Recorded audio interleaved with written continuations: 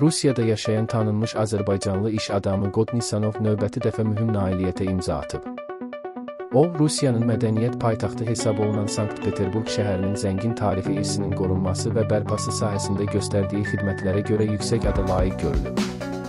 Mükafatlandırma mərasimi aprelin 15-də baş tutub. Tədbirdə Aleksandr Belski, Sankt-Peterburq Qanunvericilik Məclisinin sədri, mükafatı şəxsən Qodnisanova təqdim edib.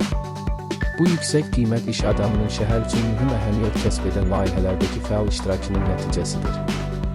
Qeyd etmək lazımdır ki, Qodnisanov xüsusilə Kronştat Dəniz Katedralinin bərpasında, Sankt-Peterburq Dövlət Dəniz Texniki Universiteti kompleksinin inşasında, eləcə də çoxsaylı tarixi binaların restavrasiya prosesində yaxından iştirak edib. Bu layihələr şəhərin memarlıq irsinin qorunması və gələcək nəsillərə ötürülməsi baxımından xüsusi əhəmiyyət daşıyır. Onun dəstəyi ilə həyata keçirilən təşəbbüslər Sankt-Peterburq şəhərinin tarixi simasının qorunmasına və inkişafına mühüm töhfə verir. Qodnisanovun fəaliyyəti yalnız biznes uğurları ilə deyil, həm də mədəniyyətə və tarixə göstərdiyi diqqət və qayğı ilə seçilir. Bu uğur həm də Azərbaycan diasporunun xaricdə artan nüfuzunun bariz nümunəsidir. Qodnisanovun fəaliyyəti sübut edir ki, Azərbaycanlı iş adamları beynəlxalq miqyasda yalnız iqtisadi sahədə deyil, həm də mədəni irsin qorunması kimi vacib istiqamətlərdə mühüm rol oynayır.